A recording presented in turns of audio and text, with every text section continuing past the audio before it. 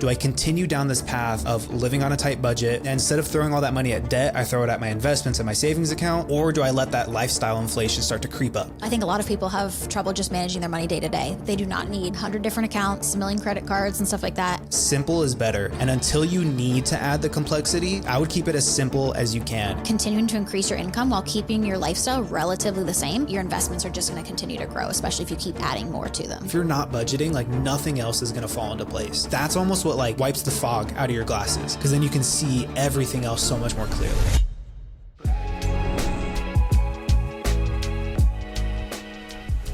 Welcome back to the show, everyone. Today we're talking about building wealth starting from zero. So whether you've just gotten out of debt or you're just starting your financial journey, we're going to be sharing some of our best tips for getting your money to work for you. But before we get into that, Lauren, I have this video that I found online that I wanted to get your reaction to. So let me play it for you. Can we normalize telling each other what our savings accounts are? Because I really want to know. I feel like I see people saying like they have no savings. I feel like I see people having insane savings, and I just don't know what the normal is. And I know you can't compare because you have different lives, but I want to know. I really do. So between the age of 20 to 35, I would really like to know what like the average is for people, because life is expensive. But I just came back from Australia. I live in Australia. People live with their parents after they graduate high school, in college, and then even like later. Like I know someone who still lives with their parents at 26. They have over like $60,000 in savings. What? No, that's nuts. That's so funny because I feel like between the ages of 20 to 35, that is such a big range there. Yeah. You know what I mean? Like back when I was first getting out of college, I would say my savings was probably around like, I don't know, $4,000 to $5,000. And I felt like I was really, really doing well. And, you know, for being that young, sure, that's good. You know, coming out of college with student loans and not having a job that pays that well, that was good. Right. Mm-hmm. But now in my 30s, I have a lot more in there because I am now debt free. And, you know, you have a lot more as far as like your emergency funds and stuff go. So I think there's a big range between like 20 and 35. Yeah, I feel like 26, like, yeah, obviously $60,000 saved up, like that's awesome. But if you can hit 26 and like be at literally zero, like no debt, very little in savings, like you're probably ahead of the curve, especially, you know, if you went to college and you had some student loan debt and you spent the last like 3 or 4 years paying it off, like that I would call a great place too. But yeah, 20 to 35 is a huge age range gap. Mm-hmm. And I feel like once you get into like the upper 20s, early 30s, like that's where you can really start putting some numbers to it. But yeah, $60,000 at 26 is doing really well. Yeah, I think when I was 26, so like I said, I had a little bit of savings, out of college, and then I had to pay for my own apartment and was working, of course, and then my savings started to dwindle a little bit. So that's really when I was like, I need to get like my spending in check, you know, and figure out what this money thing is going to be, because I don't want to just be like living. I was paying for my life essentially out of my savings. So at one point during my 20s, I probably had as little as like 1,000 in there. Like that was like my zero for myself. Like I was just going to go get a side hustle if I had to if I had to use any more money at that point. And that's what I also held as I was paying off my debt, like 1,000 in there, because I was renting at the time. I didn't have to have a huge emergency fund, and I really wanted my debt paid off. So I paid off my debt in like 2.5 years. And then of course started building that back up. And now I like to keep, of course we have our emergency fund in there. We keep for emergency fund anywhere between like 15 to 20,000. We're renting right now. So of course that's like the lower end for us. And then, you know, I like to have like a pot of money to be able to, I just bought a car, but to be able to do things like that, buy a car, travel, you know, do whatever I want to do just to have something there. So I like to keep about 20,000 just sort of sitting there, just in case I need to like pull it out for something, or if I want to spend on something, or, you know, treat a family member to something. I like to just have money sitting there like that. But again, I'm debt free. I already went through all that process and had really little in savings. So now I am almost 35 and sitting where I'm at now. So. No, that's a good point. Like, I feel like in my mind, I don't even consider the emergency fund like as part of savings. Like to me, it's like, that's money that I hope to never touch. Yeah. I hope like I never have to use it. But yeah, having those other sinking funds set up for all the other different areas like travel or new cars or miscellaneous things like that's so important too. But I had looked this up. And so according to the Federal Reserve, they released the most updated document was released in 2023. They said that the average net worth for people ages 20 through 29 was $26,000. So that's also still, that's a full decade of your life. That's a pretty big gap right there. And I imagine most of that's weighted towards like 27, 28, 29-year-olds. Yeah. But that's like kind of a good, I don't know if I'd call it good, actually. That's an average of where people are at. And so that also means there's people who have probably a lot more, like this person who had $60,000 in their savings at 26. And then there's probably people who are far into the negative as well that's accounting for. So that's kind of a range or an average that I think you can kind of compare yourself against, I guess. Yeah. I love how she just like wants to know, like, it's just like being a nosy type thing. Like, it's fun. I like to know that stuff too. That's why we do this podcast and we talk about this stuff, because we like knowing this stuff too, Yeah. But I've been on both ends of the spectrum. I feel like I have a really good savings now. I'm very proud of it. But then of course, before my debt-free journey, I was, dwindling it away. So I've been on both ends of the spectrum there. No, absolutely. I really, really liked her hand gestures the whole time. She was like very involved in it, but yeah, no, 100%. All right, well, let's jump into the first scenario this week. Let's do it. So this one says, I'm 30 and starting from zero. What should I do next? I'm as financially illiterate as it comes, but I've somehow managed to finally pay off all my debt. My net worth is literally zero now. I have no debts as of last week, but also no assets. I make $95,000 a year and have a relatively low expenses with rent, utilities, and other bills coming in under $2,000 a month. I'm looking for advice on what to do now. Where would you start if you were a clean slate? Do I put my money away for an emergency fund, start investing, put it all on red? I feel really clueless. Definitely throwing it all on red. Yeah. No, that's great. 30 years old, having a zero net worth. Like I feel like people think that's a terrible place to be. And I would say if you're not in the negative, like you're better off than I would say most people are. Yeah. But 30 years old, making $95,000 a year, I'd imagine they're bringing home like around $6,000 a month after taxes and other deductions. But I mean, with that great of an income and with those low expenses, like there's so much room to make progress there, right? Like if their expenses are coming in $2,000 a month, even if you rounded that up to $3,000 a month, that leaves potentially like $2,000 to $3,000 separate from all those expenses being covered to start making progress. And so if they're really kind of worried about where they're at with their finances at 30 years old, I would say obviously, first place, they got to get that emergency fund saved up. And if they're able to put, $2,000 or $3,000 a month towards that, they can get that done pretty quickly. But beyond that, I would say that they just need to really start focusing on investing for retirement. And so if they started investing $2,000 a month now, I did some math on this. If they started investing $2,000 a month, let's just say after they've built up that emergency fund, in 10 years, assuming average market returns, they could have $350,000 invested. So by the time they hit 40, which that's a huge place to be at, especially when you look at like average retirement accounts for people in their 60s and 65s, that's even ahead of that. So with that income, they can definitely make a lot of progress, and they're still so young, right? Like they got 30 plus years before retirement. If they really take this next decade to like, pedal to the metal, they can really get ahead. Yeah. I feel like this was exactly like my situation. So after I paid off all my debts, this was me. I really didn't have much in my retirement.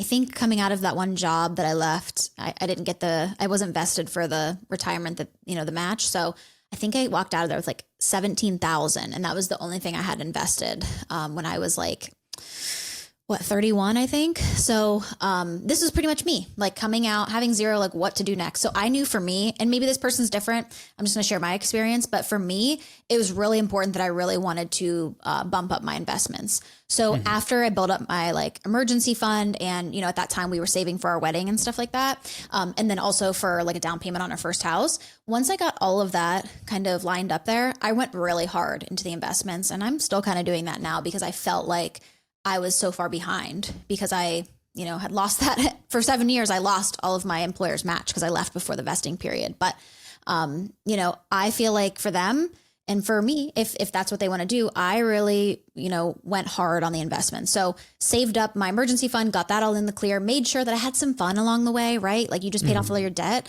Like it doesn't have to be so like, okay, I've done this. Now I'm going to jump into this. Right. So, for me, I just went ahead and started doing pretty heavily investing. I think I did like least $2,000 at least a month, because I knew that that's what I really wanted to achieve, was to build up those retirement funds pretty quickly, because after 30, you really got to start building it. So you have that compounding factor with all 30 years to retirement. Yeah, no, absolutely. And this person said like they're as financially illiterate as they come. Yeah. I would say it's going to be really important for this person to get on a really solid budget, really get familiar with all of their expenses, like diligent about tracking everything, just so that they can bring that awareness to their finances. But yeah, I think that if they were to spend some time really tracking things, get a good understanding, like they could kind of set up their life to where, hey, I have a good budget in place. I know how much I can reasonably spend on a monthly basis, not only just expenses, but going out, right? Like you said, you got out of debt. Yeah. You should be able to like celebrate some of that money a little bit. Yeah. And then really leaning into the investing, building up the savings, like with that income and those low expenses, if they spent the next couple of years, like really leaning into it, they could get so far ahead, especially starting from zero, like we said, right? Yeah. And think about, they're only 30, their income's likely only going to go up. Rarely, unless you switch careers and it goes down, but like, it's probably going to go up from there. So then you're going to even increase that more. Now your living expenses might go up a little bit, whether you get married, have kids, buy a house, stuff like that. But continuing to increase your income while keeping your lifestyle relatively the same is just your investments are just going to continue to grow, especially if you keep adding more to them. So this person, it's great because like they ask this question and I think they feel like sometimes like, what am I going to do? I'm at zero, but it's like, you literally have the entire world in front of you right now, you're in such a beautiful spot with your income and like your expenses, that really you can build up that investment account pretty quickly. Like you mentioned here, 350,000 in 10 years, which is insane. Yeah. And I feel like this person's at that crossroads now where like a lot of people get here, they go through like the really difficult process of getting their debt paid off, living on a really tight budget, maybe doing whatever they can to bring in more income. And now they're at this place where they're at zero, right? Like they feel really good about getting out of debt. And so this crossroads in front of them is, do I continue down this path of living on a tight budget? And instead of throwing all that money at debt, I throw it at my investments and my savings account. Or do I let that lifestyle inflation start to creep up, right? Yeah. And now I'm like, cool, I'm out of debt. Like I can afford to spend the rest of my money on just having fun. And you got to do what you think is right for you, but you also got to know the consequences of that as well, right? Like if you're at this crossroads, like, hey, what's another year or 2 years of doing this if it's taking you the last few years to get out of this, right? Or can you maybe just tweak the budget a little bit to allow for some lifestyle inflation, right? Yeah. Like maybe now you can afford to go out every weekend or something reasonably, right? And still making sure that you're making progress. Like I think that's where a lot of people kind of get stuck at is they get to zero, they get out of debt. And now it's like, how do I build wealth? Yep. There's this area of my life over here where if I just spent money on it, I could just really enjoy what's going on now. But that really starts to shoot you in the foot once you get 10 more years down the road. Yeah, definitely.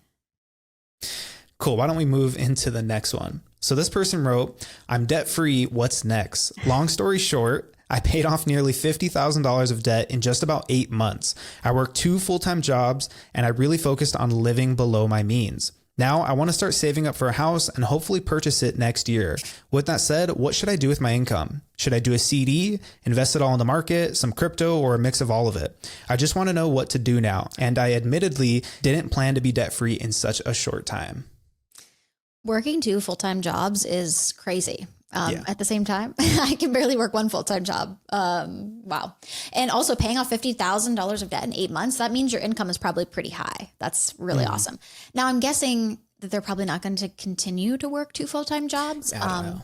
I'm just making that assumption that doesn't say here, but what do they want to do next? So they said they want to save up for a house, but then they have all these other ideas of like what to do with the money. So, of course we are going to walk through our steps like we normally do. Like you're going to want to save, you're debt free now. You're going to want to save up your emergency fund, especially if you're going to be a homeowner someday.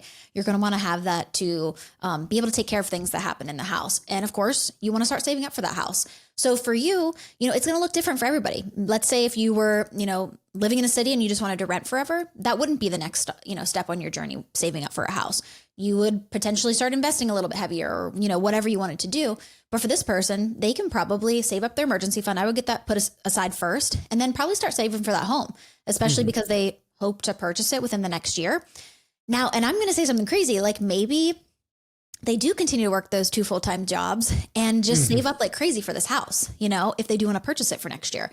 I don't know if, what they want to save up, if they want to save up 10 to 20%, but that could be a really good opportunity. Just keep going. Pretend, you said you paid it off your debt really quick. Just keep going. Pretend you're going at that debt-free journey, a little bit longer, and save up money for a house. And then I think, since you want to do that in the next year, I think prioritize probably saving it for a house, saving for emergency fund, but also probably investing a little bit as well. If you do want to get into the market, I don't think you need to do CDs. I mean, you can do crypto. I think I would probably start, investing a little bit, regular, index funds, things like that before I would start throwing money at crypto. But it's just, there's lots of options here, but I think probably the house and an emergency fund is going to be probably one of the biggest pieces to touch on this first, just because that's their goals. Yeah, I mean, if they paid off $50,000 in 8 months, like Insane. what's another 8 months to save up $50,000, right? Yeah. Like you did, you could do it. So it's not crazy to think that you could do it again. But you also mentioned something about like I don't know if they're going to work the 2 jobs full time. Yeah. And I think that's something else that's important to highlight, right? Like you got into that situation where you were $50,000 in debt. Likely because you were living like an unsustainable life, right? And that's how you accumulated the debt. And so to fix that, you still had to live an unsustainable life, but in the other direction now. You had to work two full-time jobs, 80 hours a week or more. And that's not sustainable for like 10, 20 years at a time, right? And so I think once you get to this point of getting out of debt, that's when I think you have to like bring a little bit more balance. And so you were all the way over here to like crazy spending, then all the way over here towards crazy debt payoff. Now, can you work a little bit closer to that middle area where, hey, I'm still putting money into my savings, maybe even heavily, but I'm not killing myself at this job 80 hours a week or whatever it is. But yeah, I think this person really should focus on getting their foundation set before they put their eyes on whatever the next big goal is for them, which like you said, it sounds like buying a house. Like I would say like, cool, bills are covered. Do you get that emergency fund built up? Can you consistently continue to invest for retirement? Once you kind of have all those pieces together, then cool, let's figure out what's left over and then we can start saving for the house. But in with regards to like crypto and CDs, like, I don't know, my own opinion is like CDs are kind of a waste of time. Like it's not worth locking the money up. And if you need to touch it, there's usually a penalty. And then crypto, like, I mean, look, personally, I invest in crypto, but it's like less than 5% of all of my investments. It's something that I'm like, cool, if this pays off, that's going to be awesome. And I'll probably wish I had invested more. If it doesn't, I'm not even going to sweat about it. Right. And so I wouldn't say crypto. I would say, like you said, Lauren, like just traditional investing, right? ETFs, index funds, things that have a proven track record that can reasonably grow at a certain pace over the long run. But yeah, I think this person should really focus on getting that foundation really secure and then setting their eyes on whatever the goal is. Yeah. And I love that. Like they did this so fast that they're like, I don't even know what to do now, but it's like they have so much, if they just can, like you said, if they continue to do this for another 8 months, they have so much opportunity here to really set their entire foundation. And then once they save for their house, they bought their house, then it's like, okay, their emergency fund's done, they're investing. And it's like, then what do you do with the money you're making there? Live a little bit, but also, continue to stay on the path of, this financial journey that you're on. So I think they're on a good path here. Yeah, definitely. And like, 8 months is not a long, it's not that much time when you really think about it, right? Like in the grand scheme of things, like 8 months can go by pretty quickly. Yeah. And like, if they were to continue down this path for 8 months, I don't think that would be absurd. I think if they were to say, cool, I'm going to do this for another 2 years, then I'd be like, okay, maybe you got to, take a better look at how much you can sustain this. But one thing that I always like to mention when we talk about like where to park money is like kind of just like the timeline and my general rules of thumb when it comes to like, where should I park this money? And for me, it always depends on like, what's the purpose of this money? That's going to tell me what type of account and then how long before I need to access that money. That's also going to help me figure out the type of account. But if this person wants to buy something the next year, right? Like I'm probably not going to invest it. Just like a good old standard high yield savings account, right? Yep. You can kind of shop around for the best ones. That's probably going to be the best place for this person. Yeah, I agree. All right, taking a quick break from today's episode, Lauren and I have some exciting news we'd like to share with you. If you're feeling stuck with your finances and don't know where to start, we have you covered with our one-on-one financial coaching. These are no strings attached coaching sessions that you can sign up for today. No ongoing commitment. You simply book a session whenever you need one. Each call is 90 minutes, and by the end of it, you'll have a clear budget to work with and a solid plan to start paying off your debt. Plus, we'll make sure you walk away with some awesome tools to keep you on track, including our budget dashboard dashboard and expense tracker, as well as our debt payoff optimizer. And the best part, you'll get to work with both of us on the call. Together, we'll help you develop the best possible strategy forward, answer your questions, and make sure you feel confident about managing your money. So if you're ready to get a handle on your budget and kickstart your financial journey forward, check out the link in the show notes to book your first session. We can't wait to get started with you. Now, back to the episode. All right, let's move on to the next one here. All right, so this one says, I'm trying to get my money organized. What accounts do I need? I'm fairly new to figuring out finances and wondering what accounts people use to organize their spending, saving, and investing. I finally paid off the last of my debt, but now I'm not sure how to organize my finances to start building from here. For most of my life, I've had a regular checking and savings account at a local bank. Do I need a high yield savings account? What about starting to invest for retirement? I'm just trying to learn how to take better control of my money and start growing it. Yeah, that's a good question. And you know, I think a lot of people kind of find themselves where like they just had a standard savings and checking account at whatever bank, you know, sometimes it's whatever bank your parents set you up with or whichever one was closest to you. But I think, you know, and Lauren, you always say this, like simple is better. And until you need to add the complexity to your finances with different types of accounts and having multiple, like whether it's multiple cards or multiple different investing accounts, like I would keep it as simple as you can. And so I would say like at a minimum, and tell me if you agree with this, like at a minimum, all they really need is like a primary checking account to pay their expenses. Some people we've seen do like 2 accounts for different types of expenses. That could work too.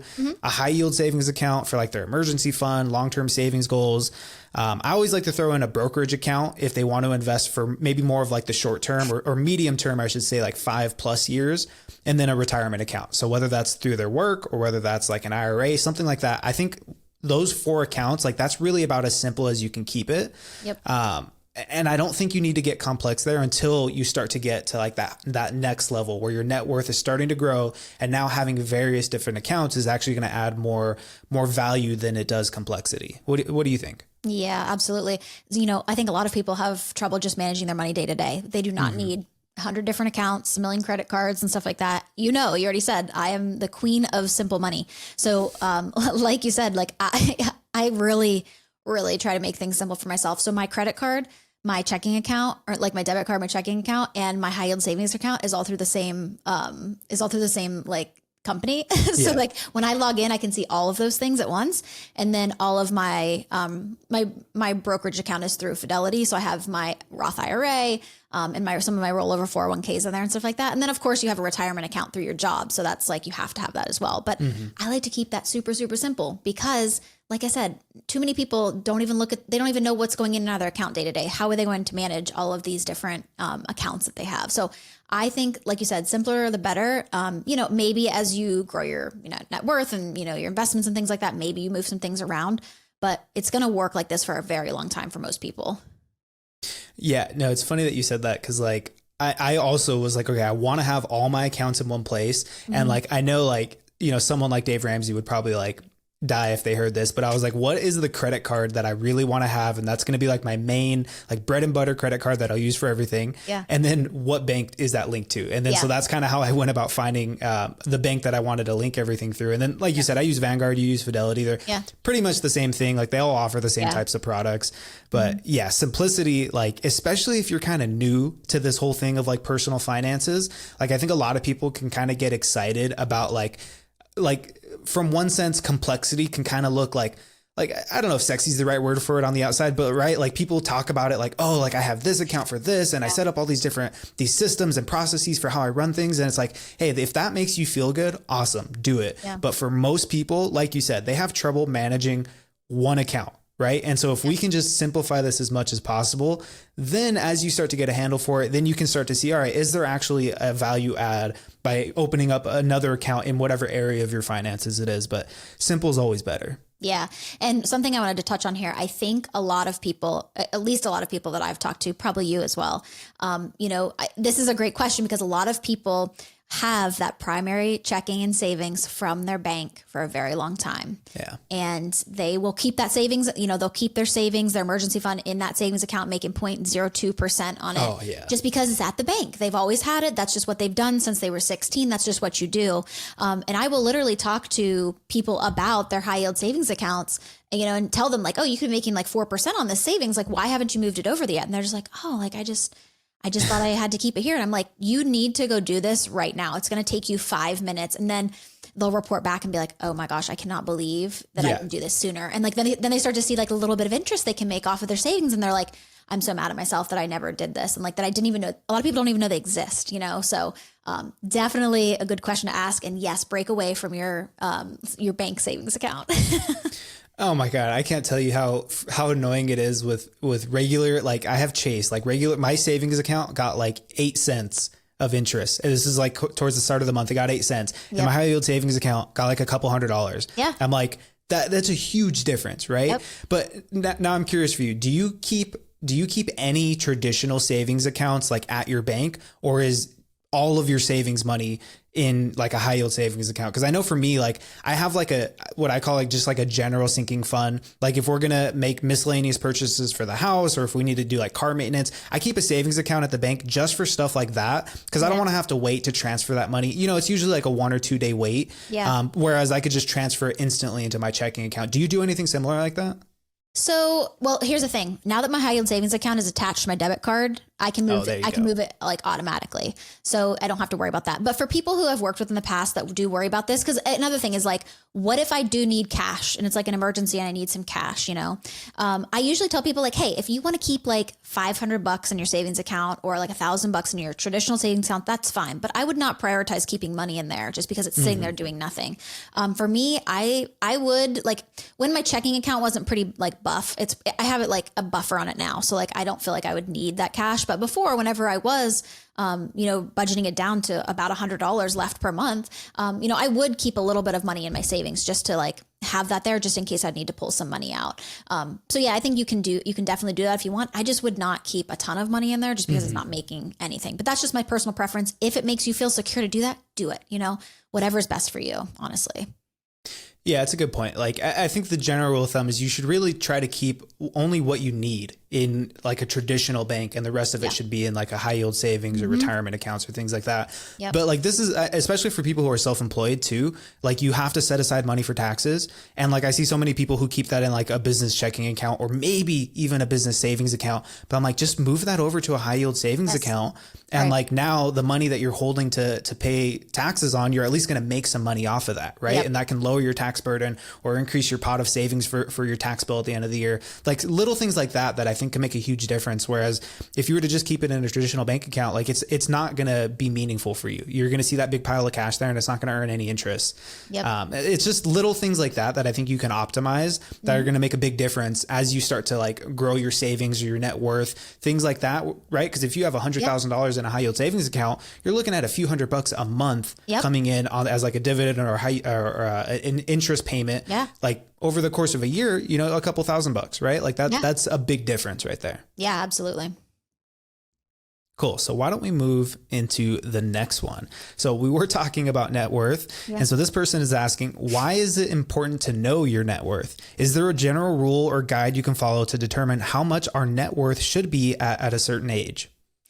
Yeah, this is a great question. And I think sometimes we put a little bit too much emphasis on net worth. I don't think it means self-worth, but I think it's just a good baseline of like your overall picture of your like financial health. And I think whenever you're calculating your net worth, it's also good to see all those numbers right up front because, your net worth is literally just what you own. So your assets, minus what you owe on those, your liabilities. So I think it's also good. Like I have a really good financial or a net worth calculator that I use. And it has like, you put all of your, your different accounts, your retirement accounts, any assets that you have like homes or whatever. And then it has all your liabilities at the bottom, like the mortgage on that, any car loans, any student loans, anything like that. And then it gives you your number at the bottom. Truly, I think it's just good to be able to look at that and just see like where you're at. Are you in the negative? Do you have a lot of debt that you're working towards or that you're working to pay off? I think I don't know. I don't love like really focusing on net worth because if your net worth is all tied up in like your home, like you're living in your biggest asset, I'm not sure how much is that. I would say probably net worth maybe shouldn't even include your home. That's up for debate, but I don't know. What do you think about that, Nick? Yeah, I think people who like, I've heard people who they update their net worth like every month and some even like every quarter. And I'm like, it's just not doing anything for you. Like, exactly. I think Yeah, I think net worth is super valuable when you look over the course of like 10 years or 20 years, right? You've had a long history of improving your finances. You can start to see, am I trending in the right direction? Then you can compare that to like standards of how much you should have saved for retirement or things like that. But I think net worth, you know, the total number, that's one thing, right? Like it's important from a grand scheme of things, but what's more important is the breakdown of your net worth. Like you were saying, is all of it in the home equity that you have for your home, your primary residence, which you can't really pull that cash out unless you do like a HELOC? Yeah. Or is it like a variation of like maybe a third of it's the home, cash accounts, and then retirement? That you have like a better balance between what your net worth is composed of. You know, most people's financial journey, like this isn't something that we talk about over the course of a couple months or a couple years. We're talking like decades here. And so when you're just looking at this, like in the month, like did I stick to my budget? And then how much did I make at the end of the year? Like it's really hard to see like the progress that you're making, right? Because you're so focused into the details. But if you can find a way to zoom out. And that's when net worth really becomes valuable, is because you can zoom out and see over the course of the last 10 years or all throughout my 30s, like I hit these numbers and now my net worth is here. I think that's when it becomes super valuable.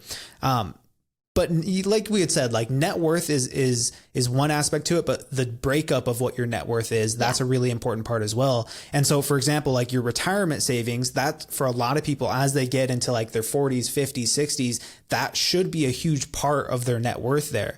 And so, you know, Fidelity has these standards for how much you should have saved for retirement. And I think this is really important when you talk about net worth, because that, like I said, should be a bigger part of your net worth as you get into closer to retirement age.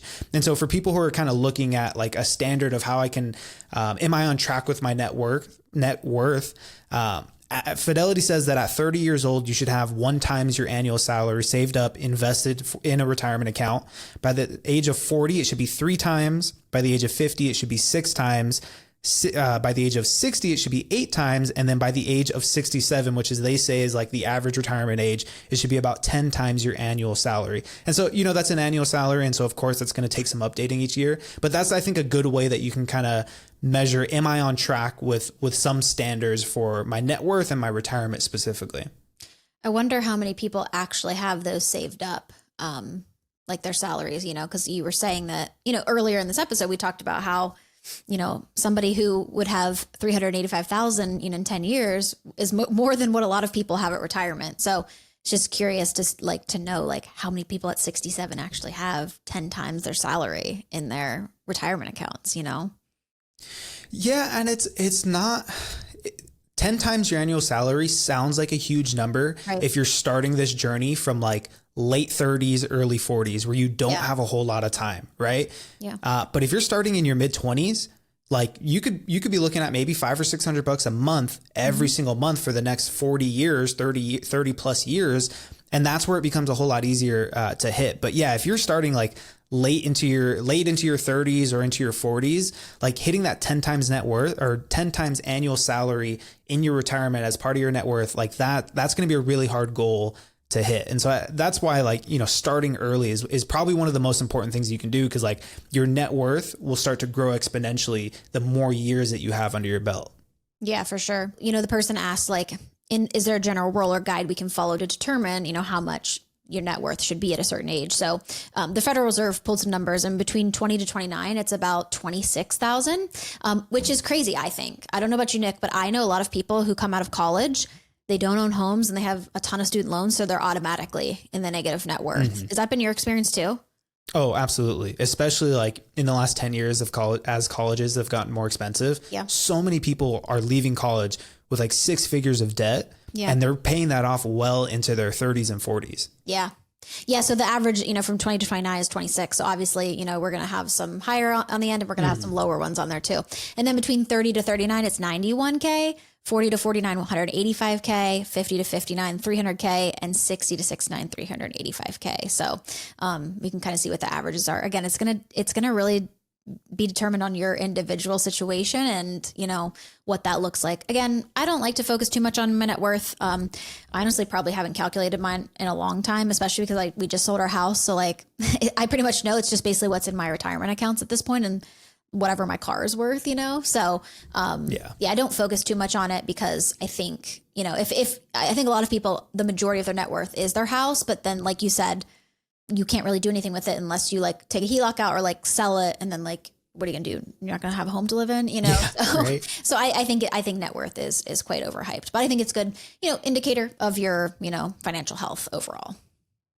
Yeah. And what you had read about the Federal Reserve, like the 60 to 69 years old average net worth being $385,000. When you compare that to Fidelity's number of having 10 times your annual salary at that age range, like that would only mean you're on track at this average amount if you made $38,000 a year. Yeah. And so, you know, most people like the median income is like somewhere in like the 60s to 70s across the US. So like those people are off by 50% in the retirement age. And so that's kind of like a scary number to see. And like seeing the average net worths, I think a lot of people, you know, if you're in a better position from that, you might think, oh, I'm doing great. Right. Yeah. I think finding ways to see, okay, am I on track with my retirement? To me, that's a much more important number than what your net worth is, because that's actually going to tell me, can you retire with your expenses, with your lifestyle, by the time you hit like 60 to 65 years old. Yeah. And that 60 to 69 at 385,000 is very concerning because likely at that time you've paid off your home. So I would assume a majority of that, that's true too. You know, a majority of that net worth is your home. So like, what is your retirement account actually doing? So maybe the only thing you really have is like your home and a little bit in savings. So yeah, that's a little concerning there. Like you said, especially compared to like what you should have at 10 times your salary. Yeah. Now you had said that including the home, like your primary residence as part of your net worth, like that's up for debate. And I've heard that before. What do you think about vehicles, including vehicles, considering they're a depreciating asset? I mean, sure, I'll toss one in.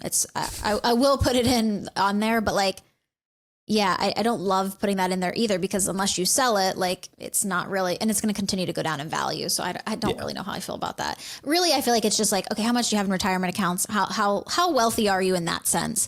I feel like, yeah, I don't know. Net worth is overhyped for me. Yeah, I know. For me, it's like, what does your retirement look like? Yeah, what is your Roth IRA or 401k? Yeah. Like that's going to tell me how on track you are with the future. Exactly. All right, let's move on to the next one here. I think we've talked enough about net worth.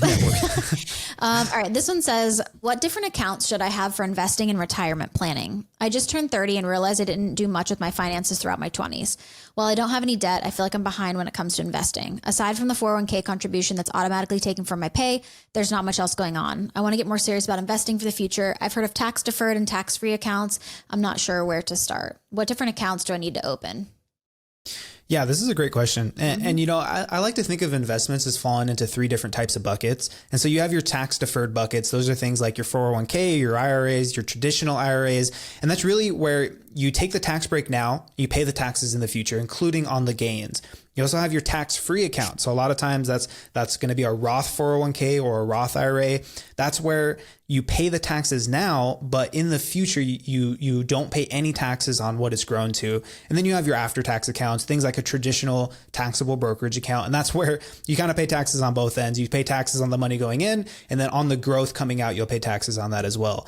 But the reason why you have these three different types of buckets, or you know, it could be three accounts for you, it just could be three different buckets to park your money in, is so that you have the flexibility when you get to retirement age, or maybe you're at like 50 years old, you want to retire early, like you would need a bridge account, right? Having these different types of accounts in place is going to help give you the flexibility and options, not only to potentially retire early, but also like once you're in retirement age and your retirement investments are your primary source of income, if we have these different types of accounts, we can start to pull from them strategically to maybe lower our taxable income, pay less in taxes, right? Maybe we take a split between our Roth accounts versus our, traditional 401ks or IRAs. That way our taxable income on paper is a lot lower. We can stay in that lower tax bracket. So that's kind of where I see people when they want to get into investing more seriously for their retirement or for the long term. I tell them, look at these three different buckets.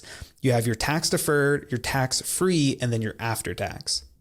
Yeah. And I love this question because this question made me think that like so many people are doing the same thing. Like I just turned 30. I realized I didn't do much of my finances. I'm just doing the match, or I'm just doing up to the match that's automatically taken from my 401k. I think there's so many people sitting here. I was included in this.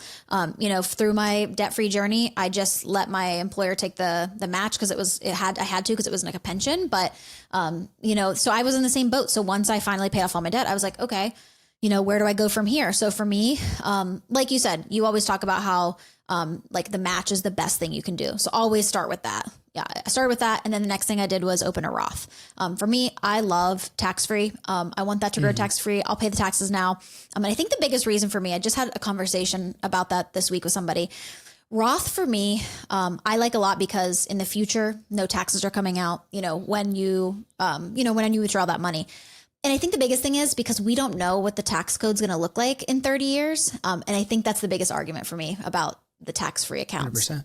Because, we have no idea what it looks like. And so I can plan for it now, like, whatever that looks like. Now, maybe there's people in higher tax brackets that would, argue that, but I'm going to choose Roth. So for me, I have, the match for the 401k, the Roth IRA, and then I'm actually doing a taxable brokerage account too, because like you said, I want to have some money, for between that gap. Like if I want to retire at 50, I want to be able to have some money to use before I'm able to access my retirement accounts at 59 and a half. So, this person, I think they're on the right track. They're, they're already doing their 401k contribution, automatically taken from their pay. If that's not up to the match, I would say get that up to the match and then probably start with a Roth IRA. I'd say that probably be like their next best bet. And then, like you said, maybe like a taxable brokerage or something like that if they have more money to invest outside of all of those other things.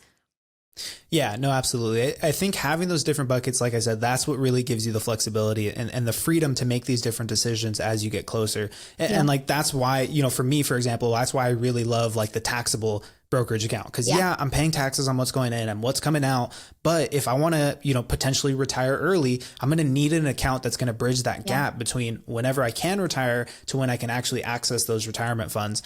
But when it comes to like the debate between like traditional versus Roth types of accounts, like there's a lot of good points for both sides. Like I think for me, it really comes down to like taking the known versus the unknown, right? Yeah. For me, it's like, I know what my tax rate is today and I'm comfortable paying that.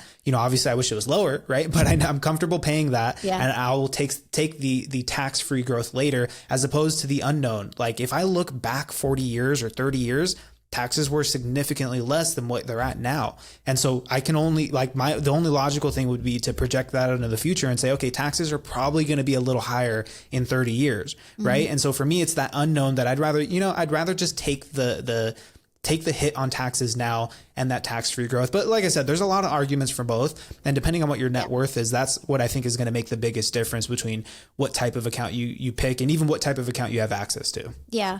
And usually, obviously this isn't like for advice, and this is not advice in general, but this just for, people across the board.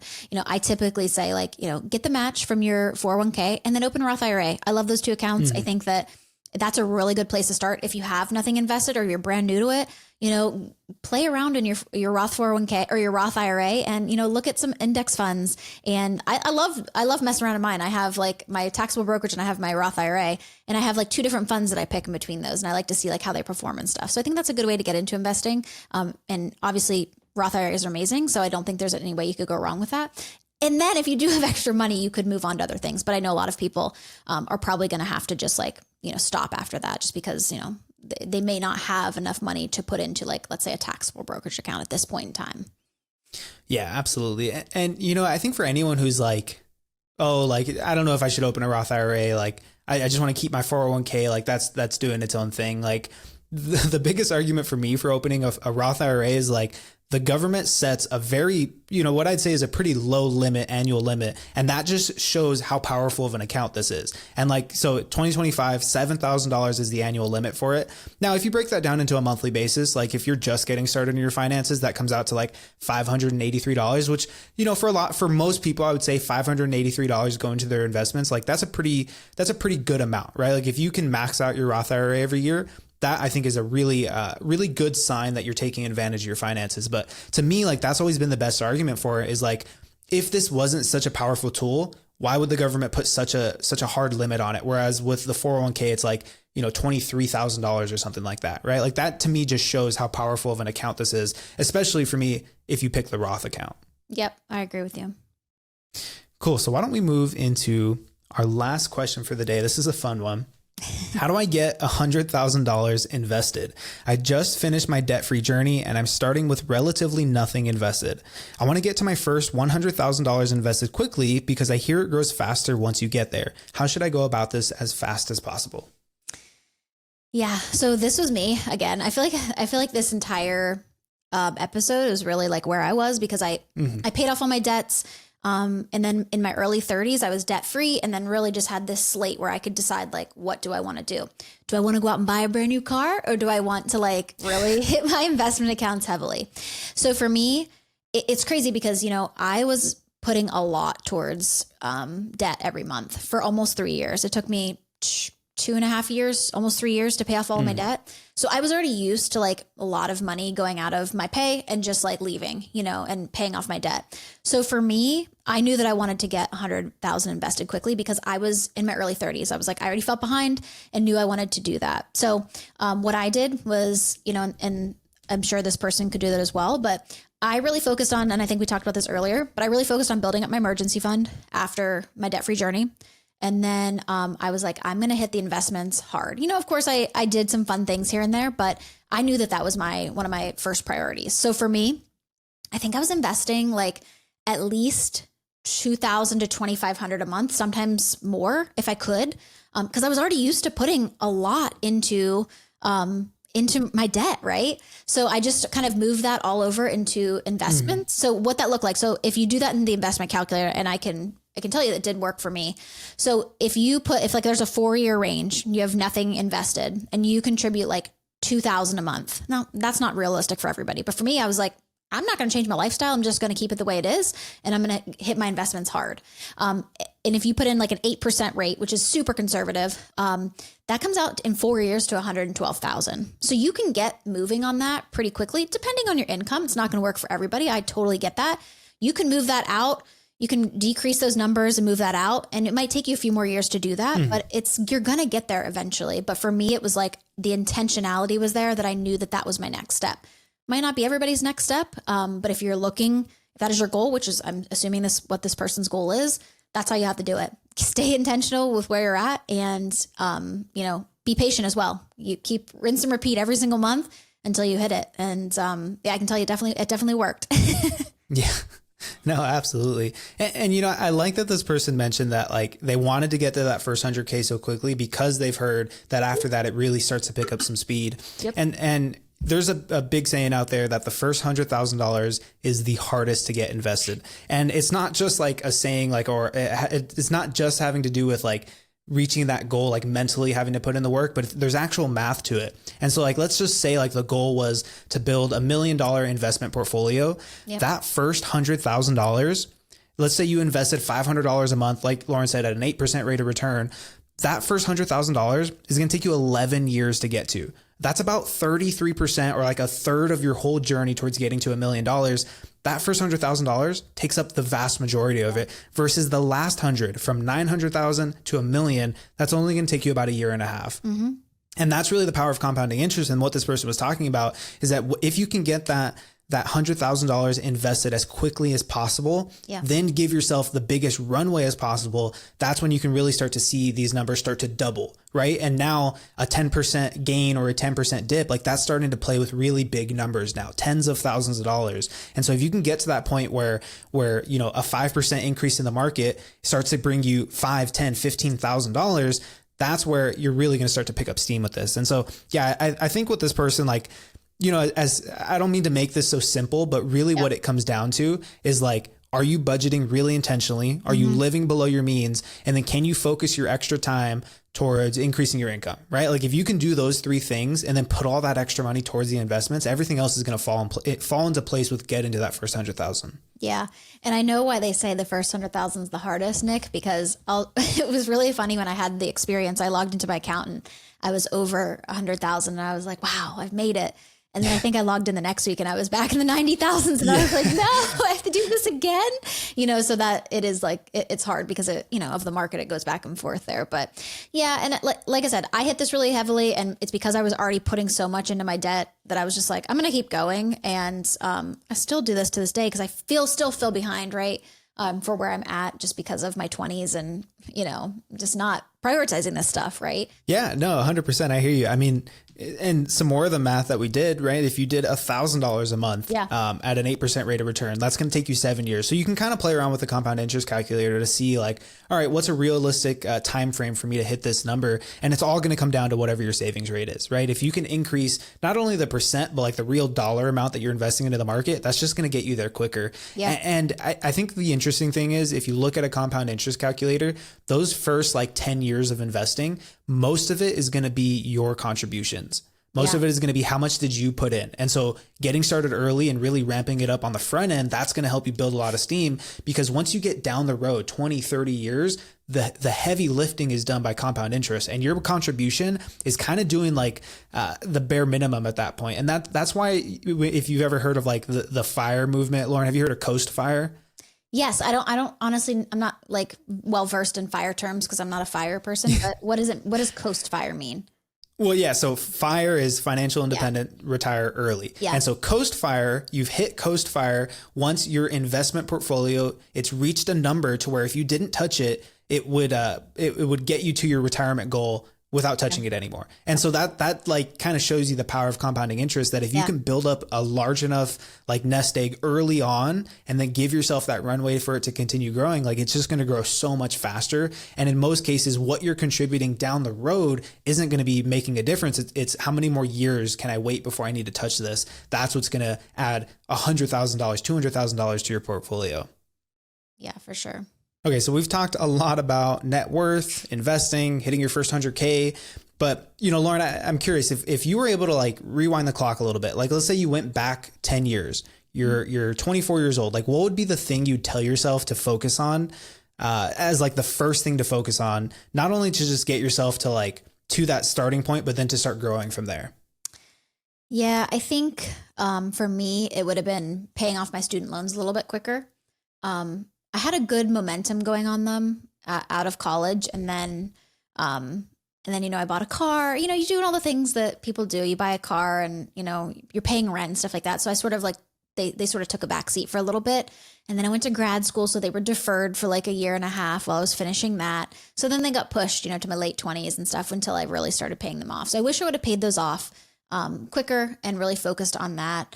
And then, you know, I think the biggest thing is, like also paying attention to my investing. Cause I think I've mentioned before, like it was just kind of riding as like whatever they pulled out of my paycheck, and I didn't really touch anything else. Now at that time, my income was so small. I don't know how much more I could have done if I was able to pay my rent, but I wish I would have like, potentially like looked into that a little bit more. I just didn't know enough about it. I was just like, oh, I'm going to be here for the rest of my life. I thought I was, side note, thought I was going to be there for the rest of my life. So I was like, oh, this will be a great pension. You know, that's all I need to put away. And if that was the case, maybe that's all I would need to put away, but you can see how life changes. So I think for me, just like paying attention more to my money and just making smarter decisions, getting the debt out of the way, because you always feel like I'm going to have time to pay it off later. I'll just work on it throughout the years. But then it's like, okay, then you hit like your late 20s and you want to buy a house and you want to get married and all these things.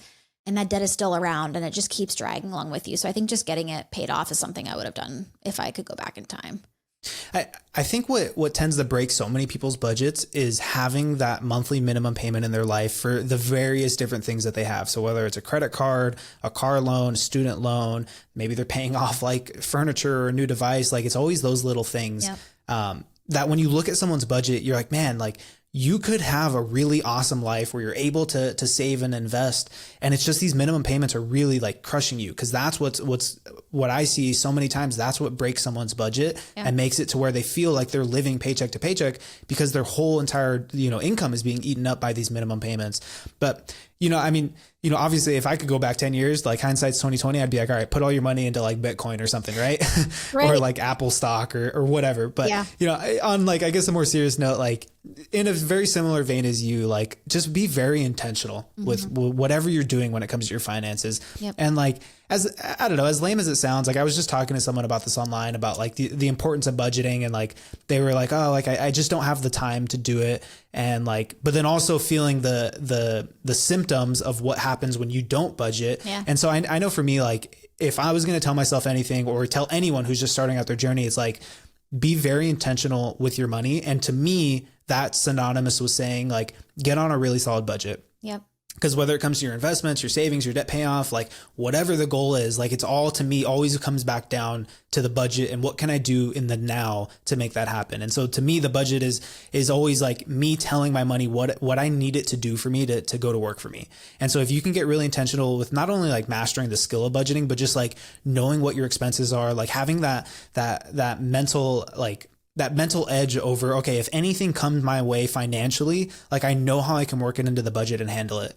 Or at least I know what needs to change so that I can. So I think for me, like as lame as it sounds, like budgeting is the biggest thing that I always tell people, like when they're just starting out, I'm like, if you're not budgeting, like nothing else is going to fall into place.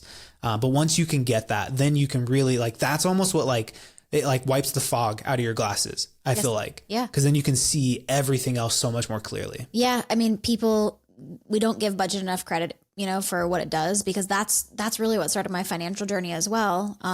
When I started my debt-free journey, I had to make a budget and I had to go through all my expenses. And I was like, oh my gosh, like, and I wasn't ever bad with money. I think I've said before, like I never had credit card debt. I just had student loans in my car. But like, I still was not, even though I wasn't, didn't have credit card debt, I wasn't, spending more than I made each month. It was just like, I still was not being very intentional with where my current paychecks were going, and it's like, it really does change everything. And at least it did for me. So I don't think we should take that for granted, because it really does a lot for your finances. That's, I think, the trap that so many people fall into is like, maybe they are in like, a quote unquote okay position or good position. Like they don't have debt, they make a decent income, but like it's the lack of intentionality and like just comfortable with where things are at. Like nothing is putting like downward pressure on them. So like, cool, they can kind of just coast with wherever they're at. You're almost in a worse off position than if you are climbing out of a hole, because you got to build up that resiliency, that determination, the intentionality of what you're doing with all of your dollars. Like that gets you, once you get to zero, you're just going to take off, right? Versus someone who's never, someone who doesn't have to like fight their way out of getting out of debt. It's like, okay, well, like, how are you going to build the resiliency to really take control of your finances? Like you haven't had that downward pressure that's now going to make you want to like break out. Right. Yeah. But yeah, I don't know. I think that's everything I have on this. Lauren, what about you? Yeah, I think that's it. Cool. Well, that covers today's episode. And, as always, one simple ask: if you found some value out of this, if you got a good laugh, we ask that you share this with a friend and then consider subscribing. That's going to be the best way you can help us grow. Yeah. And if you want to have your money question answered on the show, you can visit our website, justanothermoneypodcast.com, and click the submit a question button. And don't forget to join us for another episode of Just Another Money Podcast.